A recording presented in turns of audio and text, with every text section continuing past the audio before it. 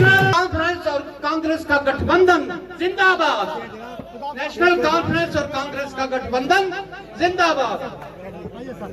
Doctor Farooq Abdullah साहब, सभी साथी जो हैं पुरजोर आवाज देंगे। डॉक्टर फारूक अब्दुल्ला, जनाब डॉक्टर फारूक अब्दुल्ला, जनाब Rahul Gandhi ji, National Conference, Indian National Congress, वो इस समय बहुत दुखी थे।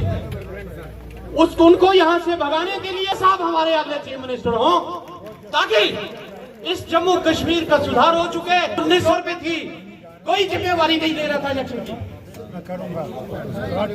और जब जम्मू कश्मीर के इलेक्शन हुए 1996 के दौर में शाल पहनाएंगे जनाब पंकज डोगरा जी। क्यों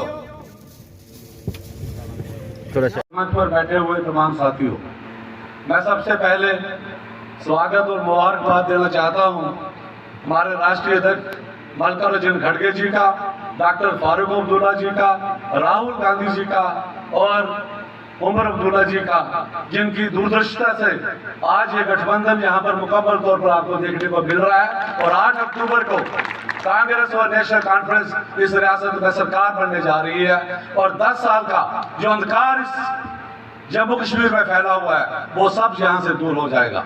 मैं डॉक्टर साहब से बताना चाहता हूँ, पिछले 10 साल में सबसे बड़ा हमला हमारे जिला कठुआ पे हुआ है। हमारे यहाँ पे टोल माफिया, हमारे यहाँ पर खनन माफिया, हमारे यहाँ पर लैंड माफिया, हमारे यहाँ पे शराब माफिया, अब यहाँ पर इंडस्ट्रियल माफिया घूम रहा है। हमारे यहाँ पे कल्चरल, हमारा हेरिटेज सब इरोड हो रहा है। डॉक्टर साहब, हमारे महाराजा हरि सिंह साहब ने जो हमें सहूलतें, जो हमें रियायतें दी थी, हमारी जमीनें हमारी थी, हमारी नौकरियां हमारी थी, हम सबसे सब कुछ छीना जा रहा है। और ये सब कुछ मोदी सरकार के कारण हो रहा है। और जो उनका यहाँ पे लेफ्टिनेंट गवर्नर यहाँ एक राजा के रूप में स्थापित है, उसके यहाँ पे हो रहा है। हम आपसे गुजारिश करना चाहते हैं कि आप जम्मू कश्मीर को बखूबी से जानते हैं, आपने जम्मू कश्मीर में निभाया है। हम सबकी सेहत और तंदुरुस्ती के लिए नेशनल कॉन्फ्रेंस और कांग्रेस का आना जरूरी है। मैं आपसे रिक्वेस्ट करूंगा कि हमारे जिले में लोही बिलार हो, बनी हो, बिलावर हो, बसोली हो, गठबंधन के उम्मीदवार फाइट में है। मैं आपको चाहूंगा कि हम जीत रहे हैं वहां पे, आपके आने से जीत वहां पे सुनिश्चित हो जाएगी। आपकी ईश्वर आपकी सेहत को सलामत रखे, आपको तंदुरुस्त रखे। हम सब नेशनल कॉन्फ्रेंस के साथियों के साथ कंधे से कंधा मिलाकर मजबूती से यहाँ पे काम कर रहे हैं और आपको अच्छा रिजल्ट यहाँ से भी देंगे। मैं एक बार फिर से आपका जिला कठुआ में स्वागत करता हूँ। मुझे उम्मीद रखता हूँ कि जितना भी दहशत, जितना भी तशद्दुद आप पे 10 सालों में किया गया है, उसका एक आप हिसाब जरूर लेंगे आने वाले दिनों में। बहुत बहुत धन्यवाद। जय हिंद, जय कांग्रेस। विजय लोचन जी, हमारे पंकज डोगरा जी, कांग्रेस से आए, जितने हमारे भाई के बख्शी साहब, नेशनल कॉन्फ्रेंस के जनरल सेक्रेटरी, जितने भी यहाँ पे साथी आए हैं, हमारे मास्टर बलवीर जी, बसंत राम जी जो मेरे साथ रात दिन होकर चल रहे हैं, मेरे आशु जी, आशु राजपूत मेरी बहन, सभी भाइयों का नाम लूँगा तो मुझे समय ज़्यादा लगेगा। बसंत, अपने डॉक्टर जनक जी हैं, उनका शुक्रिया अदा करने के लिए मेरे पास शब्द नहीं है, क्योंकि जब मेरे पिताजी का देहांत हुआ मैं 9 साल का था। सिक्योरिटी की वजह से हमें शमशान घाट में जाने से मना किया गया, लेकिन मैंने सुना कि शेर कश्मीर शेख मोहम्मद अब्दुल्ला जी, मादरे मेहरबान जी और डॉक्टर फारूक साहब वहाँ पर आए और डॉक्टर साहब बहुत रोए, क्योंकि ये पिताजी से बहुत प्यार करते थे। शेर कश्मीर जो उनको अपना बेटा मानते थे। इस बात को सुनकर मेरे दिल में ये ख्याल था कि जब भी मैं बड़ा हो जाऊंगा मैं नेशनल कॉन्फ्रेंस की सेवा करूंगा। इस झंडे को, जो लाल रंग का झंडा है, इसको मैं बुलंद करूंगा। फारूक साहब ने भी मुझे नौकरी के लिए कहा और भी मुझे मौका, मुझे नौकरी के लिए भी कहा गया, मैंने इनकार कर दिया, क्योंकि फारूक साहब ने हमें इतना प्यार किया कि हमें अपने पिताजी की जो कमी थी वो महसूस नहीं होने दी। आज मेरी आंखें नम हैं क्योंकि ये 40 साल के बाद मुझ पर भरोसा जताया है मेरी नेशनल कॉन्फ्रेंस और फारूक साहब ने। मैं आप लोगों को कहना चाहता हूं इस मंच से और अपने महान लीडर के सामने कि अगर नेशनल कॉन्फ्रेंस का आप लोगों की सहायता से, आप लोगों की मदद से अगर आप मुझे जिताते हैं तो नेशनल कॉन्फ्रेंस इस कठुआ का इतिहास बदलेगी। ये कठुआ एक गेट है जम्मू कश्मीर का, लेकिन इस गेट को जैसा होना चाहिए वैसा है नहीं। उसका कारण कि हमने बहुजन समाज पार्टी के एमएलए बनाए, हमने बीजेपी के एमएलए बनाए, हमने और बहुत सारी पार्टियों के एमएलए बनाए, लेकिन नेशनल कॉन्फ्रेंस का एमएलए आज तक हमने नहीं बनाया, जिसका ये खमियाजा हम भुगत रहे हैं। मैंने आपसे वादा किया और मैं हर मीटिंग में ये कहता हूं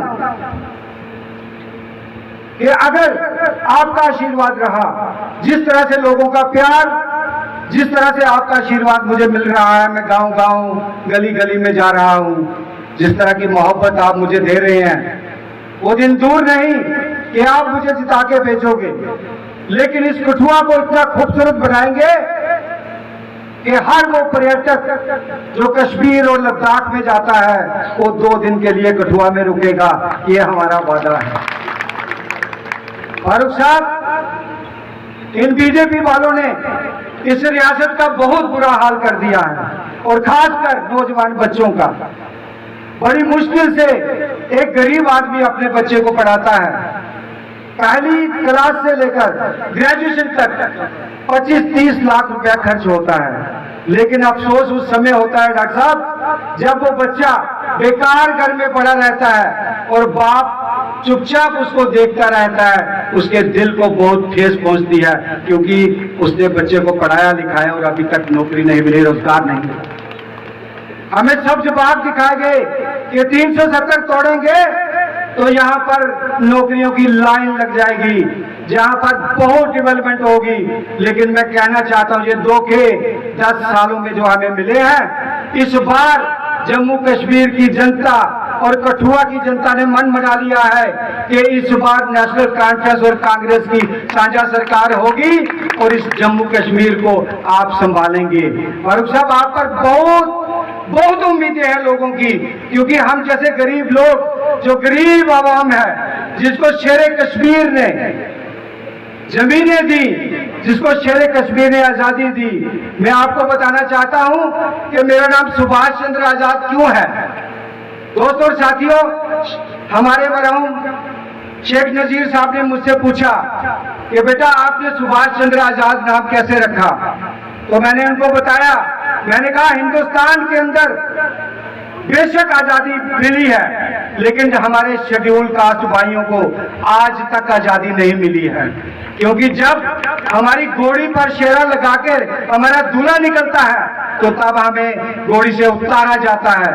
कई किस्म के जुल्म हम पे किए जाते हैं। हमें याद है वो हाथरस का वाकया यूपी के अंदर, जब रातों रात हमारी बहन को रात के 2 बजे जलाया गया।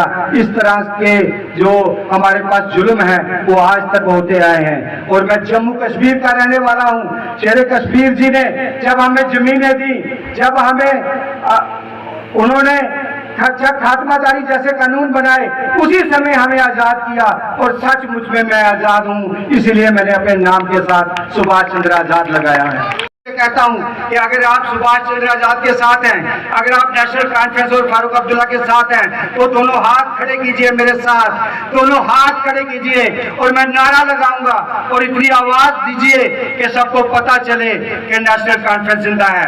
National Conference doctor Ratanlal Gupta ji, शुक्रिया। जय हिंद, जय भारत।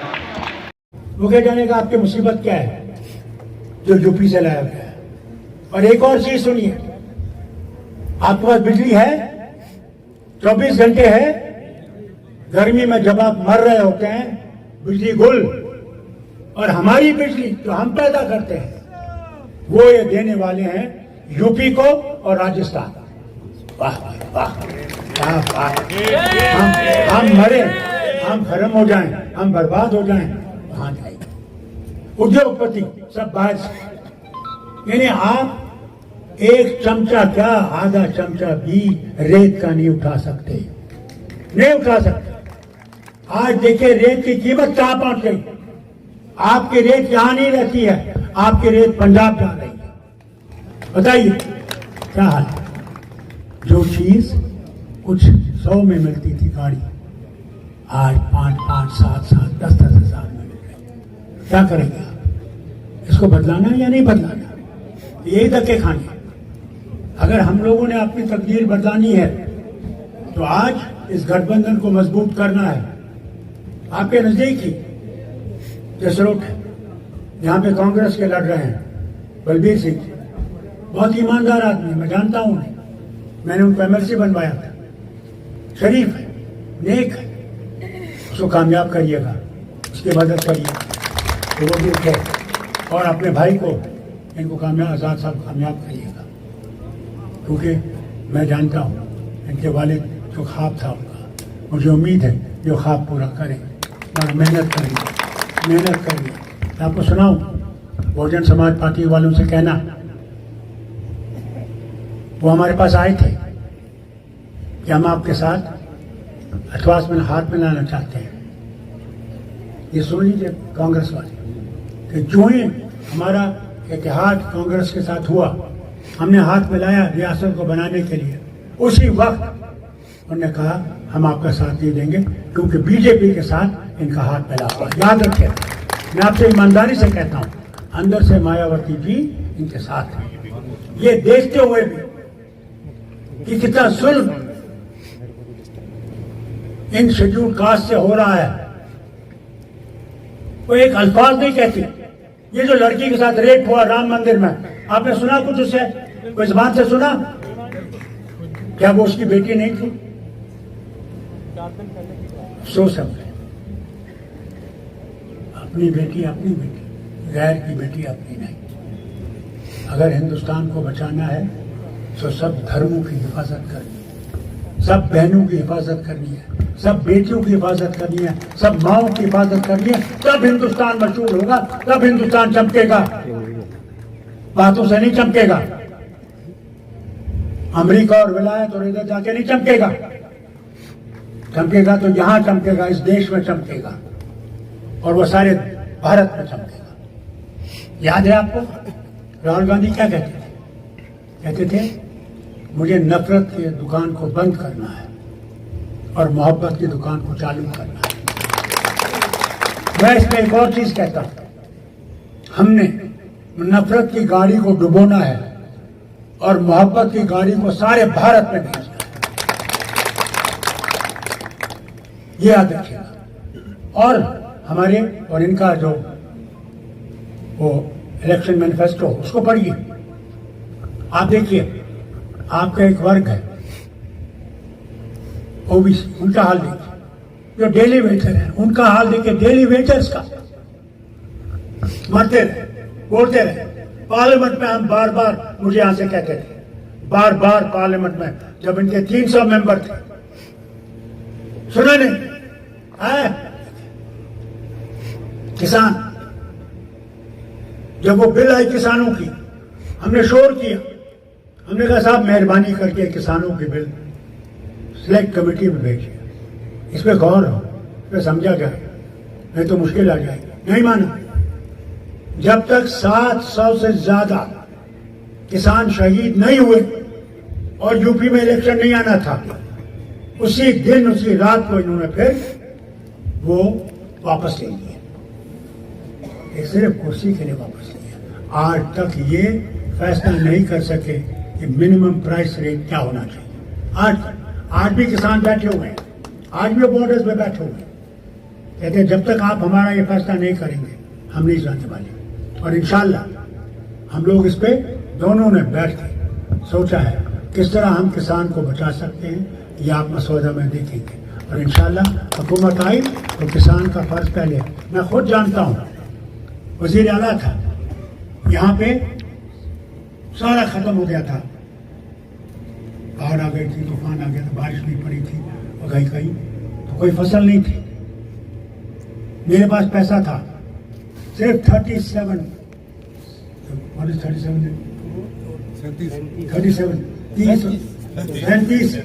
करोड़ सिर्फ मेरे पास था। तो हमने क्या किया, मैंने कहा 37 करोड़ कोई हमने रोड नहीं बनाना, कुछ नहीं बनाना, क्योंकि अगर किसान मर गया तो हम लोग जी नहीं सकते। हमने कहा किसान को बचाना हमारा फर्ज। मैंने कहा पहले इनको वो जो है बीज दो, इनको वो जो सामान जरूरत है वो दो, और फर्टिलाइजर मुफ्त दो, ये किसान फिर से उठे। क्योंकि किसान सबसे ज्यादा रियासत में, सारे हिंदुस्तान में किसान सबसे ज्यादा है, और अगर किसान मर गया हम बच नहीं सकते। आज ये मुझे कहते हैं कि आपने कुछ नहीं किया। अरे भैया, अगर मैं गिरने लगूंगा तो तुम्हें घास आ जाएगा। क्या क्या नहीं किया, कहां से हमने इस हिसाब को नहीं बचाया। खुद गुलाम नबी आजाद ने इस पार्लियामेंट के अंदर, राज्यसभा में, आपके वो लीडर ऑफ द हाउस थे, उन्होंने 2 रियासतों का मुकाबला किया, एक तरफ से गुजरात, एक तरफ से जम्मू कश्मीर, और आंकड़े दिए हर चीज में, सेहत में, एग्रीकल्चर में, एजुकेशन में, हर चीज में, और दिखाया कि जम्मू कश्मीर गुजरात से कई जगह ऊपर है। मेरे ख्याल से उसी दिन उन्होंने फैसला किया किसी तरह से जम्मू कश्मीर को गिराना है, मगर जिसने उस भगवान का हाथ पकड़ा है उसको ये गिरा नहीं सकेगी। ये रियासत उठेगी, ये रियासत कमजोर नहीं रहेगी, ये रियासत याद रखेगा कि आप देने वाला वो है, ताकत आपको बख्शता है। मगर फिर तीसरी बात क्या कही, कहा अगर आपके 2 भैंसे होंगे, एक मुसलमान को दी जाएंगे। और मुसलमान और हिंदू औरतों को डराने के लिए कहा जो तुम्हारे पास ये मंगलसूत्र है ये ले जाके मुसलमानों को दिया जाए। अरे यार, अल्लाह रहम करे मोदी जी, मुसलमान इसलिए नहीं है, मुसलमान को अल्लाह ने सिखाया है कि दूसरे धर्म की इज्जत करो। जब दूसरे धर्म की इज्जत करोगे तो अपने धर्म की इज्जत कर सकते हो। मगर जो धर्म ही नहीं जाने वो क्या जाने। अब देखिए, दलित के बारे में इन्होंने कहा, कितनी दलित औरतें आज भी फांसी चढ़ रही हैं, कितनी दलित औरतों को अस्मत लूटी जा रही है उनसे जो है। अभी राम मंदिर में कुछ दिन पहले एक दलित औरत के साथ बलात्कार किया गया राम मंदिर में। ये देखिए शेर क्या वो यहाँ के राशिंदे नहीं है? क्या उनकी माँ की और बहन की इज्जत नहीं है? क्या हमारी बहनें माएँ क्या रास्ते में बिक जाएंगी? क्या आपने प्रधानमंत्री का बयान सुना इसके बारे में? योगी आदित्यनाथ का बयान सुना कहीं? आपने कहीं सुना बयान इसके बारे में कि अमित शाह साहब से? क्योंकि इनको कोई फिक्र नहीं है, इनको कुर्सी की, बस कुर्सी। और उसी भगवान ने इसका ये चर्चा करते थे। मैं खुद जानता हूँ, पार्लियामेंट्री इलेक्शन के पहले जब मैं गया बहनों के पास, उन्होंने कहा जनाब हम वोट आपको देते, मगर आज क्योंकि राम जी को लाए हैं, राम लला को लाए हैं, आज हमने वोट इनको देना है। मैंने कुछ नहीं कहा, मैंने सिर्फ ये कहा बहन क्या राम अब आ रहे हैं? क्या राम पहले नहीं थे? क्या राम विश्व के राम नहीं है? क्या सिर्फ आपके राम है? राम तो विश्व का राम है, मुसलमानों का, हिंदू का, सिख सबका, अंग्रेजों का, रूसियों का, उसका भी जिसका भगवान नहीं है, जो नहीं मानते। ये आपके पुस्तकों में लिखा हुआ है। मुझे एक बूढ़ी औरत ने कहा, मेरे डॉक्टर दोस्त के घर में रहता था, वो पाकिस्तान से आ गया था, सब कुछ लुट गया था। मुझे कहती है बेटा फारूक ये शोर क्या है? मैंने कहा मैम मैं मुसलमान हूँ, मुझे नहीं पता। कहने बेटा राम विश्व के राम है, विश्व के राम। और उसी विश्व के राम ने उसके बंदे को जो ने तेजी रेजे बनाया कि हमने इलेक्शन जीतना है, उसी राम ने उसको उसी जगह से हराया जिसका भूलिएगा नहीं। वो जानता ताकतवर है, उसकी ताकत किसी के बराबर नहीं है। उसकी ताकत कहीं भी नहीं है, उसकी ताकत कहीं नहीं है। वो कुछ भी लीडर आप कहीं है, मगर मैंने ऐसा लीडर नहीं देखा जो भारत में टुकड़े कर रहा है, मुसलमान को अलग खड़ा कर रहा है, हिंदू को अलग खड़ा कर रहा है, सिख को अलग खड़ा कर रहा है और ईसाई को अलग खड़ा कर रहा है। ये वतन जो है ये हम सबका है, ये साझा वतन हम सबका है। हम सब ने इसके लिए लड़ाई की है, झगड़ा किया अंग्रेजों को निकालने के लिए। कौन सी जमात थी, कौन सी जमात थी जिसने भारत को आजाद करने में काम नहीं किया? वो संघ थी। संघ अंग्रेजों के पास गई, चिट्ठियां हैं और कहा ये सरफिरे हैं, ये कांग्रेस वाले सरफिरे हैं जो लड़ रहे हैं तुम्हें निकालने के लिए, हम तुम्हारे साथ हैं। भूल गए? अगर देखना वो चिट्ठियां देख लीजिए, अभी भी पड़ी हैं आर्काइव में। और फिर कहते हैं हम भारत को मजबूत बनाएंगे, और फिर कहते हैं ये हिंदुस्तान जो है अनेकता में एकता है। बताइए मुझे, आप कुछवा में रहते हैं, आपका तमिलनाडु से क्या वास्ता है? क्या उनका खाना आपके जैसा है? उनके यहाँ 30 डिग्री से नीचे नहीं आता टेम्परेचर। इस रियासत में टेम्परेचर कई जगहों पे -50 डिग्री आ जाता है। उनका कल्चर अलग, उनका रहन सहन अलग, उनका तरीके जिंदगी अलग। मगर क्या जोड़ता है हमें? ये कि हम इकट्ठे इस भारत को बना सकते हैं, अकेले भारत को नहीं बना सकते। इसीलिए से कहते हैं अनेकता में एकता। ये जो कानून लाने वाले हैं, एक इलेक्शन कैसे होगा? ये तो अलग अलग रियासतें, फेडरल स्ट्रक्चर है, ऐसे करेंगे। इसका मतलब यह है ना कि अगर यहाँ की हुकूमत गिर गई तो फिर सदर राज बनेगा, और सदर राज को 5 साल इंतजार करना पड़ेगा फिर से हुकूमत बनाने का। मैं उम्मीद करूंगा कि हमारे लोग जो पार्लियामेंट में बैठे हैं इसको समझेंगे, और खासकर जिनकी बैसाखियों पे ये चल रहे हैं, ये अपनी ताकत पे नहीं आए, आज बैसाखियों पे है, आज पार्लियामेंट में सुनते हैं। मैं उम्मीद करूंगा कि ये कानून जो है ये नहीं लाएंगे, रद्द हो जाएगा। भारत को मजबूत करना है तो भारत के दिलों को जीतना है, कुर्सी बैठना नहीं है। कुर्सी आती है और जाती है। इसलिए आपसे कहता हूँ होश करिए। मैं माँ बहनों से पूछता हूँ, बताइए खाने का तेल क्या कीमत है आज उसकी? आपकी गैस सिलेंडर की कीमत क्या है? क्या सब्जियों की कीमत क्या है? आपके बच्चों को स्कूल की फीस देने में क्या है, कितना है? कपड़ों की कीमत क्या है उसके बूट की कीमत क्या है? किताबों की कीमत क्या है? दवाइयों की कीमत बताइए, आसमान से छू रही है। मैं खुद शुगर का पेशेंट हूं, मुझे इंसुलिन लगानी पड़ती है। जो मुझे 700 में मिलती थी 2 साल पहले, आज 1100 में मिलती है। बताइए वो गरीब क्या करेगा? कहां से लाएगा? मर जाएगा। और अगर उसका गुर्दा बदलाया गया होगा तो उसको जो दवाइयां खानी पड़ती हैं, कहां से लाएगा उन दवाइयां? ये चीजें नहीं देखते। हमने ये फैसला किया है कांग्रेस से और नेशनल कॉन्फ्रेंस से कि हम हर गांव में एक एक क्लिनिक लगाएंगे, एक एक डिस्पेंसरी रखेंगे, जहां के लोगों का इलाज वहां पे होगा। अगर वहां नहीं हो सकता तो बड़े अस्पताल में भेजेंगे। आज कितने साल से कह रहे हैं कि आपका एम्स बन रहा है सांबा में, कहाँ है? कोई ऑपरेशन कर रहे हैं वहां पे? क्या कर रहे हैं? मगर दिखाने के लिए आपको हमने ये कर दिया। आपके ये जो इन्होंने बड़े बड़े स्कूल खोले हैं, एम्स, ये जो IITs हैं, मुझे बताइए जिस जमात में आप रात को सोए थे, आप जमीन के मालिक नहीं थे। जमीन के मालिक बनो, रात को सोए, सुबह को आप जमीन के मालिक हो गए। कोई आपसे पैसा नहीं ले।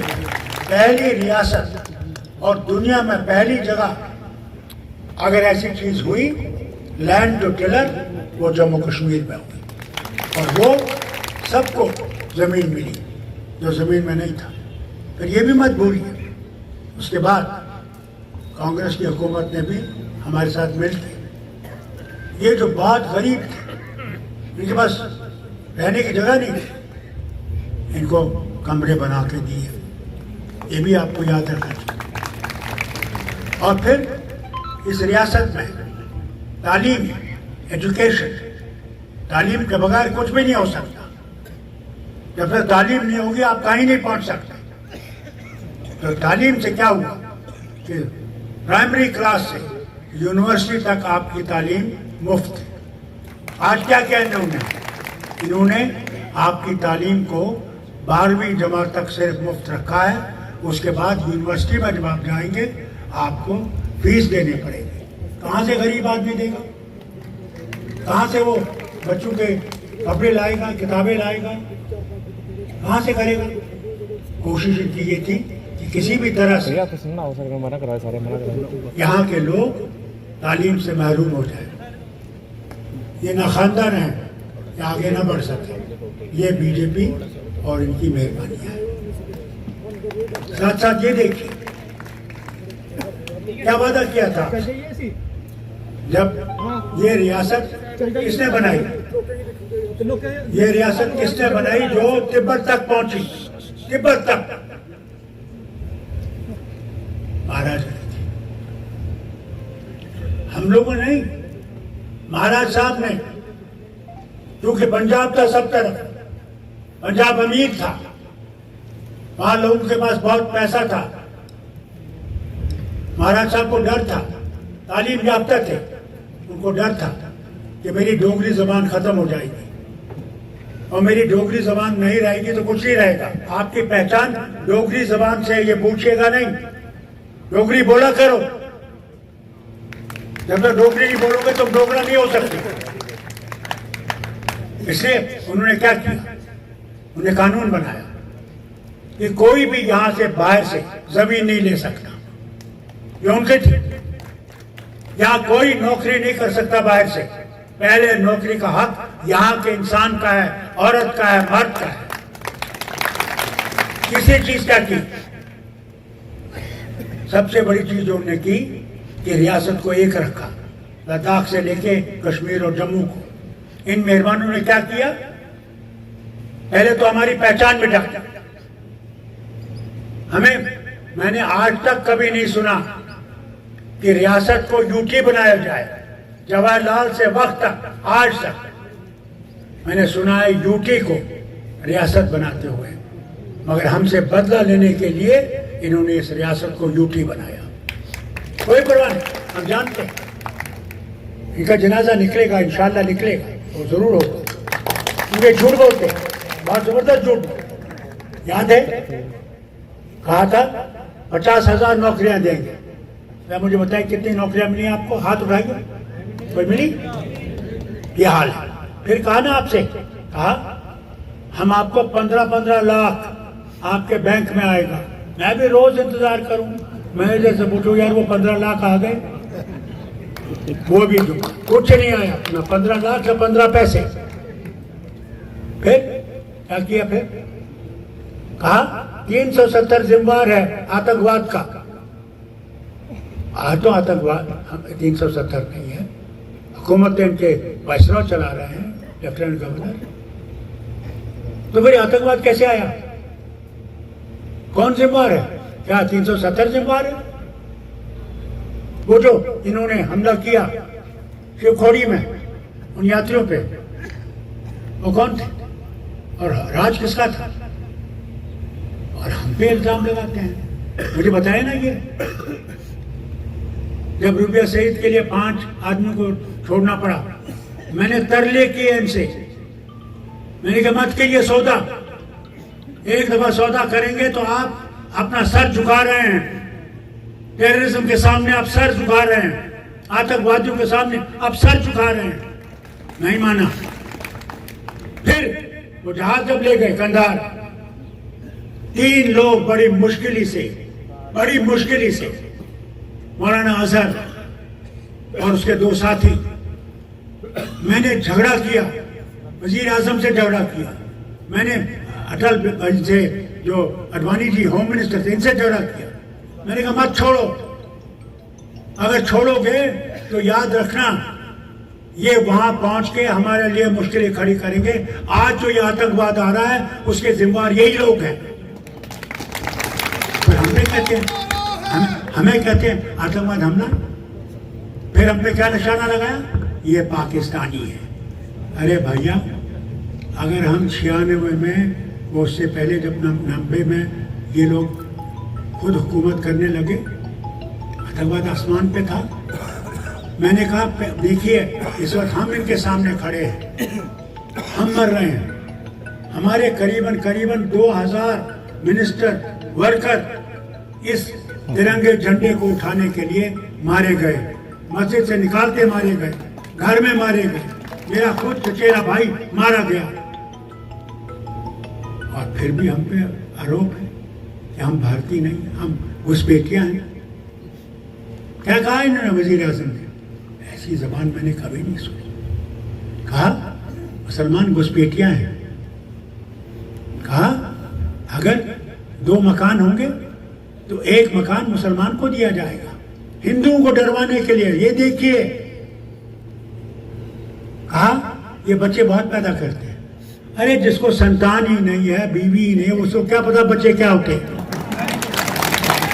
और संतान देने वाला इंसान नहीं, भगवान देने वाला है, याद रखिएगा। ये कभी मत सोचिए कि आप देने वाले। देखो, लीडर ऑफ द हाउस थे, उन्होंने 2 रियासतों का मुकाबला किया, एक तरफ से गुजरात, एक तरफ से जम्मू कश्मीर, और आंकड़े दिए हर चीज में, सेहत में, एग्रीकल्चर में, एजुकेशन में, हर चीज में, और दिखाया कि जम्मू कश्मीर गुजरात से कई जगह ऊपर है। मेरे ख्याल से उसी दिन उन्होंने फैसला किया किसी तरह से जम्मू कश्मीर को गिराना है, मगर जिसने उस भगवान का हाथ पकड़ा है उसको ये गिरा नहीं सकेगी। ये रियासत उठेगी, ये रियासत कमजोर नहीं रहेगी। ये रियासत याद रखेगा, ताज है हिंदुस्तान का, मुकुट है, मुकुट हिंदुस्तान का, भारत का मुकुट है, और मुकुट चमके रहेगा। जिस तरह सूरज चमकता है, इसी तरह ये मुकुट चमकेगा, और सारे हिंदुस्तान में वो किरण लाएगा भाईचारे की, जो महात्मा गांधी ने उस वक्त देखी थी जब भारत और पाकिस्तान में लोग मारे जा रहे। आपसे कहता हूँ इंशाअल्लाह, ये जो कहते हैं ना 10 साल हुकूमत की ना, मुझे ये बताइए किस पंडित को ये ले गए जम्मू कश्मीर? किस पंडित को? मनमोहन सिंह की हुकूमत थी, मेरे बेटे की हुकूमत थी। यहाँ 3000 बच्चों को नौकरी दी कश्मीर में, अपने घरों में, और उस नौकरी को ये कहा कि हो सकता है इससे इनके खानदान वापस आ जाएंगे, ये घर लौट आएंगे, और आहिस्ता आहिस्ता फिर से आबाद हो जाएगा। मगर क्या हुआ? इनके राज में जब इनको वहां टारगेट किया गया, रातों रात भागे जनाब, रातों रात वापस आ गए जम्मू में। क्या इनको वापस लाएंगे? जो इनको नहीं वापस ला सकते जनाब, तो फिर किसको ही कह रहे हैं? किसके सामने झूठ बोल रहे हैं? मुझसे कहा, जब मैं गया और हमारे सारे साथी लीडर पार्टियों के गए, आज से 2-3 साल पहले घर बुलाया, तो कब वहां पे हमारे गवर्नर, लेफ्टिनेंट गवर्नर थे, होम मिनिस्टर थे, और ये थे, और हम सारे लीडर थे। तो कहा डॉक्टर साहब बताइए। मैंने कहा अफसोस इस बात का है, आपको हम पे विश्वास नहीं, हमको आप पे विश्वास नहीं। ईमानदारी से मैंने कहा पहले उस विश्वास को कायम कीजिए, जिस दिन वो विश्वास कायम हो जाएगा सब मुश्किलें दूर हो जाएंगी। कहा उन्होंने जवाब में, जरूर दिल्ली की दूरी है और इस दूरी को हमने दूर करना है। जब तक हमें दूरी दूर नहीं करेंगे यहाँ काम नहीं चलेगा। हमने कहा जनाब कुछ बच्चे हैं जिनका कोई कसूर नहीं, हम कैसे पकड़ा गया है। आपने देखा होगा पुलिस कई दफा वो करता है, दूसरों को पकड़ लेती है। उनको तो नाक के बजाय नाक चाहिए, आदमी होना चाहिए। पकड़ लिया, भर दिया जेल। मैंने कहा जनाब एक कमेटी बिठाई, जो आतंकवादी इसमें उसको रखी, मैं नहीं कहूँगा उसको, मगर जो बेकसूर है गलती से रखा गया उसको जो छोड़ दिया, अच्छा हम कमेटी बनाएंगे। 3 साल हुए जनाब, वो कमेटी नहीं बनी। मगर जब इलेक्शन आया, जो पाकिस्तान से पैसा लाता था, तिहाड़ जेल में था, उसको 20 दिन के लिए छोड़ा कि नेशनल कॉन्फ्रेंस और कांग्रेस को गिराए। और वो पाकिस्तान से पैसा लाता था, पाकिस्तान से, ये नहीं कि हिंदुस्तान से लाता था, पाकिस्तान का एजेंट था। आज इनका एजेंट बना है और हमें कहते हैं हम पाकिस्तानी हैं। अरे भैया, मुझे तो दिखता है तुम लोग पाकिस्तानी बैठे हो दिल्ली में हुकूमत कर रहे हो। तुम हिंदुस्तानी नहीं हो, तुम्हारी सोच हिंदुस्तान के लिए नहीं है, तुम्हारी सोच सिर्फ अपने लिए है। और इस सोच को बदलाओ। तुम ही थे अंधार लेने वाले, और फिर हमसे कहते हैं, फिर हमसे हम पे उंगली दिखा रहे हो। मैं से कहता हूँ, एक उंगली जो आप हमारी तरफ देख रहे हैं, तो 3 उंगलियां आपकी तरफ भी निशाना बना रही हैं। अपने आप को देखिए, आप क्या कर रहे हैं। इसलिए भाई लोगों, अगर हमने बचना है तो भाईचारा सबसे ज्यादा जरूरी है। भाईचारा जरूरी है। मुझे बताइए, अगर इंसान बीमार हो जाता है, अस्पताल जाता है और उसे खून की जरूरत होती है, तो खून जब जा रहा होता है उसमें, वो अच्छा हो जाने लगता है। तो डॉक्टर से कहता है, भैया मुझे दूसरी बोतल लगा दो। तो क्या वो मरीज या जो उसके आए बाएं हैं और अपने घर वाले हैं, क्या वो उस खून के कतरे से पूछते हैं ये मुसलमान का है, ये हिंदू का है, ये शेड्यूल कास्ट का है, ये सिख का है, ये ईसाई का है? पूछते हैं? तो फिर हम लोग क्यों ऐसे करते हैं? उसी ने तो हमें पैदा किया। अगर मैं जवाहरलाल के घर में होता तो मैं भी हिंदू होता, और अगर इंदिरा गांधी मेरे बाप के घर में होती तो वो मुसलमान होती। संतान देने वाला तो वो है, किसको कहाँ देगा वो जानता है, और हम लोग फर्क। याद रखिए, भगवान को यहाँ पैदा करें। वो कहते हैं, एक शेर बहुत अच्छा है, क्यों ढूंढते हो उसको जमीन और आसमान की गर्दिश में, अगर वो तुम्हारे दिल में नहीं, वो तुम्हारे लिए कहीं भी नहीं। उसको दिल में पैदा करो। जिस दिन तुम उसको दिल में पैदा करोगे, तुम किसी भी मजहब से नफरत नहीं करोगे, हर मजहब को अपना समझोगे, क्योंकि उसी के बाद जाना है। ये दुनिया बहुत कम वक्त की है, जाना जरूर है। वहाँ कोई बचाने वाला नहीं, जो तुमने किया है वही बचाएगा। अच्छा किया है तो जन्नत का दरवाजा, बुरा किया है तो जहन्नम का दरवाजा। इसलिए हिम्मत करिए, अपने आप को इकट्ठे करिए, नफरतें छोड़ दीजिए और एकता करके आगे चलिए। इसीलिए जब हमने इत्तेहाद किया, ये आसान नहीं था, बिल्कुल आसान नहीं था। जहाँ उनको सीटें छोड़नी पड़ी बहुत मुश्किल थी, जहाँ हमें सीटें छोड़नी पड़ी बड़ी मुश्किल थी, मगर देश को, रियासत को बचाने के लिए इन्होंने भी कुर्बानी दी, हमने भी कुर्बानी दी। तो अगर रियासत बच गई तो देश बच जाएगा, रियासत नहीं बची तो देश नहीं बच सकता, याद रखिएगा। इसलिए हिम्मत रखिएगा, मेहनत करिएगा, नींद नहीं करिएगा। और जिस दिन आपका वोट है, मैं आपसे गुजारिश करता हूँ, सुबह सवेरे निकलिएगा। और मशीन पे आपका नंबर क्या है? नंबर नहीं आएगा, जो कांग्रेस की सरकार जम्मू कश्मीर बराबर गई। पिछले 10 सालों में जो हुआ वो आपने देखा, और आज फारूक साहब का जो दिल से बात आपके साथ, दिल से उन्होंने आवाम को जो है वो अपनी बातें उन्होंने रखी है कि रियासत को अगर बचाना है तो जम्मू कश्मीर में नेशनल कॉन्फ्रेंस कांग्रेस के गठबंधन को लाना ही पड़ेगा, वरना यहाँ की जो आवाम है उसकी जो मुश्किलें हैं वो बढ़ेंगी ही बढ़ेंगी, कम नहीं होंगी। कितना कड़ा मुकाबला दिखते हैं, और भी प्रत्याशी आपके सामने हैं? सर मुकाबला मैं आपसे गुजारिश करना चाहता हूँ, ये सवाल मुझसे मत पूछिए, ये लोगों से पूछिए, क्योंकि लोगों को पता है कि किसका मुकाबला किसके साथ है। हम भी मेहनत कर रहे हैं, बाकी भी मेहनत कर रहे हैं। जनता जो है, जनता जनार्दन है, हमारे लिए जनता जनार्दन है। जनता ही फैसला करेगी कि किसको एमएलए उनको बनाना है, और हम ये सारी बातें जनता पर रखते हैं कि जनता फैसला करेगी। क्या अपील, क्या मैसेज है? मेरा यही अपील है कि आज जो फारूक साहब ने आपके बीच में कहा, जो उन्होंने पूरी रियासत के बेहतरी के लिए जो अल्फाज जहाँ पर कहे गए, उनको अमल में लाया जाए, और नेशनल कॉन्फ्रेंस और कांग्रेस की गठबंधन सरकार बनाई जाए ताकि रियासत तरक्की करे।